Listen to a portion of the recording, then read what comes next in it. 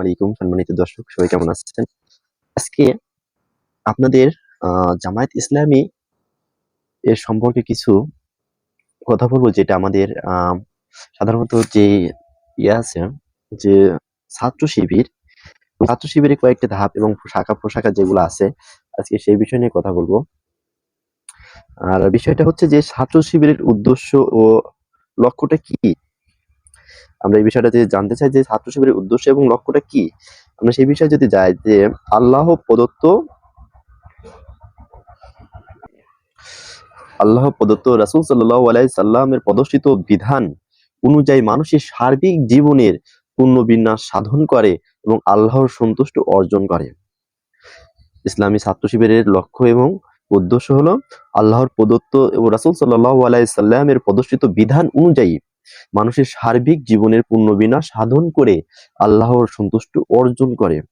যে কাজটা করলে পারে আল্লাহ তাআলা খুশি হন, যে কাজটা করলে পারে আমাদের ইসলামের পূর্ণাঙ্গ জীবন ব্যবস্থার ধারাবাহিকতা পালন করা হয়, সেটা হচ্ছে ছাত্র শিবিরের একটা মূল লক্ষ্য, যে আমরা কিভাবে আল্লাহ তাআলাকে সন্তুষ্ট এবং রাজি খুশি করাতে পারি।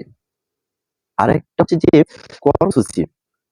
ইসলামী ছাত্র শিবিরের কর্মসূচি হচ্ছে উল্লেখিত লক্ষ্য যে উদ্দেশ্য হাসিলের জন্য বাংলাদেশ ইসলামী ছাত্র শিবির প্রণয়ন করছে এবং বিজ্ঞান সমস্ত 5 দফা কর্মসূচি। এখন আমরা বলতে পারি যে জামাত শিবিরের যে কর্মসূচি আছে সেটা অনেক বিভিন্ন ধরনের, যেটা ধরে নেই। তো আমরা মনে করি যে ইসলামের যে লক্ষ্য এবং উদ্দেশ্য হাসিলের জন্য বাংলাদেশের যে ইসলামী ছাত্র শিবির প্রণয়ন করেছে এবং বিজ্ঞান সমস্ত, এটা 5 দফা কর্মসূচি গ্রহণ করা হয়েছে। তাহলে আমরা যদি সেই 5 দফার মধ্যে যাই, তার মধ্যে একটা দফা আছে কি? দাওয়াত।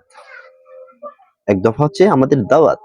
ইসলামী ছাত্র শিবিরের 1 নাম্বার হচ্ছে কর্মসূচির প্রথম একটা কাতারে পড়ে, সেটা হচ্ছে দাওয়াতের কাজ, যেটা তরুণ ছাত্র সমাজের কাছে ইসলামের আহ্বান পৌঁছে দেওয়া এবং তাদের মাঝে ইসলামী জ্ঞানজন এবং বাস্তব জীবনে ইসলামের পরিপূর্ণ যেটা আছে এবং তার অনুশীলন অনুযায়ী আমাদের দায়িত্ব এবং অনুভূতি জাগ্রত করা।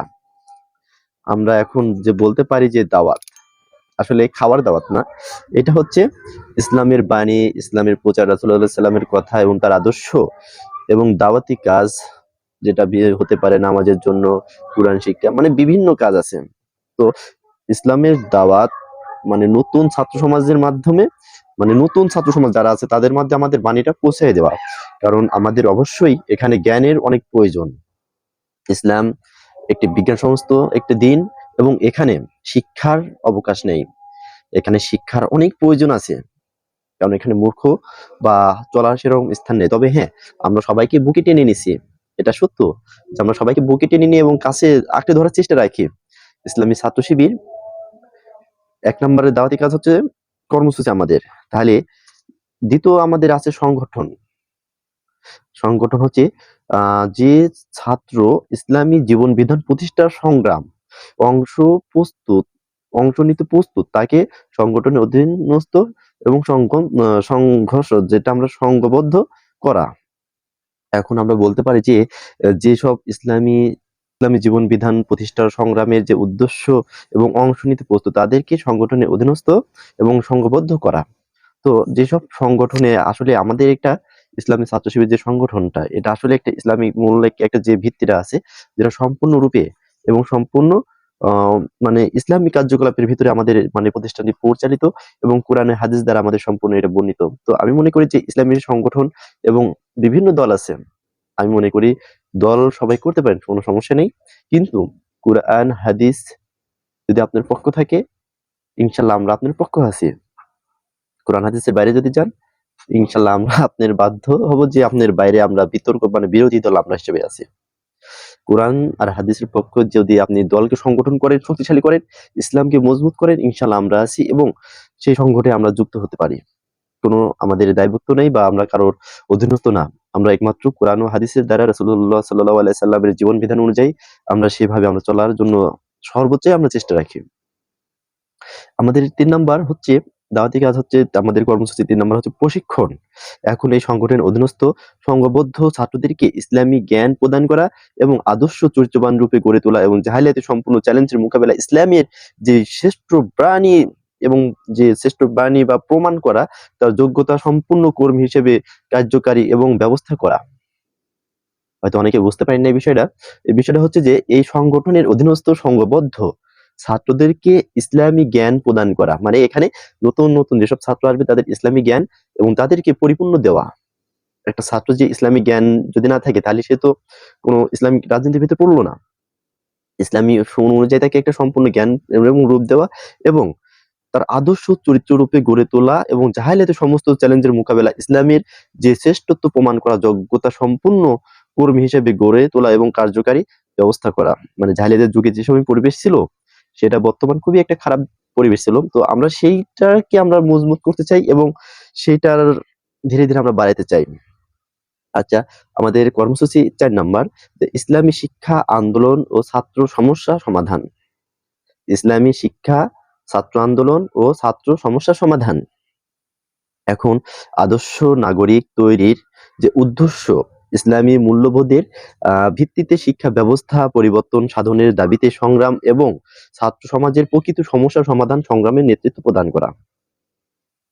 এখন আদর্শ নাগরিক তৈরির উদ্দেশ্যে ইসলামীর যে মূল্যবোধের ভিত্তিতে শিক্ষা ব্যবস্থা পরিবর্তন সাধনের দাবিতে সংগ্রাম এবং ছাত্র সমাজের প্রকৃত যে সমস্যাটা থাকে এবং সমাধানের সংগ্রাম নেতৃত্ব প্রদান করা। এখন যে সমস্যাটা হবে এবং আমাদের যে উপরের যে সিনিয়র ভাই আছে এবং সংগঠনের যে যারা নেতা এবং যে আমাদের সাথী ভাই যে হোক, আমরা তাদের সাথে শেয়ার করে যে সমস্যাটা থাকবে আমাদের সেটাকে আমাদের সুন্দরভাবে পরিবেশ করতে হবে, সমাধান করতে হবে যে কোনটা কি হলো এবং ইসলামী শিক্ষা ব্যবস্থা করা। আমাদের 5 নাম্বার কর্মসূচি হলো ইসলামী সমাজ বিনির্মাণ।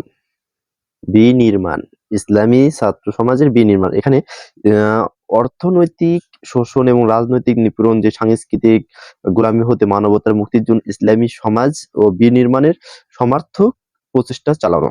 অনেকে হয়তো বুঝতে পারে না যে এখানে অর্থনৈতিক শোষণ, রাজনৈতিক নিপীড়ন, সাংস্কৃতিক গোলামি হতে মানবতার মুক্তির জন্য ইসলামী সমাজ বিনির্মাণের যে সমর্থক বা সর্বাত্মক প্রচেষ্টা চালানো। মানে আমাদের এখানে অর্থনৈতিকভাবে আমরা অনেকেই হয়তো দুর্বল আছি এবং আমাদের রাজনীতি অবশ্যই সবাইকেই এটা জানে যে আমাদের কিভাবে কি করতে হয় অর্থনৈতিকভাবে, সেটা অবশ্যই বলে দেওয়ার নতুন কিছু নয়। এবং রাজনৈতিক নিপীড়ন, এখানে নিপীড়ন বলতে অনেকে হয়তো আমরা জানি যে কি অবস্থা বা কি রকম পরিবেশ বা রাজনৈতিক নিপীড়ন মানে খারাপ না ভালো, মানে সব দিকে আমরা দেখতে পারি। এখানে ব্যাখ্যা অনেক কিছু আছে যেটা আমি জ্ঞান তো না যে আমি সম্পূর্ণ বলে গেলাম।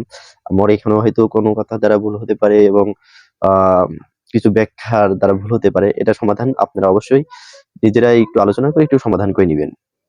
আমি জাস্ট একটু ক্ষুদ্র জ্ঞান দ্বারা আমি আপনাদের মাঝে এবং প্রকাশ করার চেষ্টা করছি যে মানবতার মুক্তির জন্য ইসলামী সমাজ যে বিনির্মাণের সর্বাত্মক ভাবে প্রচেষ্টা চালানো, মানে আমাদের ইসলামী ছাত্র সমাজ মানে নতুন ভাবে সুন্দরভাবে চলার আমাদের একটা অঙ্গীকার এবং সেটা আমাদের সবসময় প্রচেষ্টা করতে হবে যে কিভাবে ছাত্র সমাজ এবং ইসলামী সমাজ গঠন করা যায়।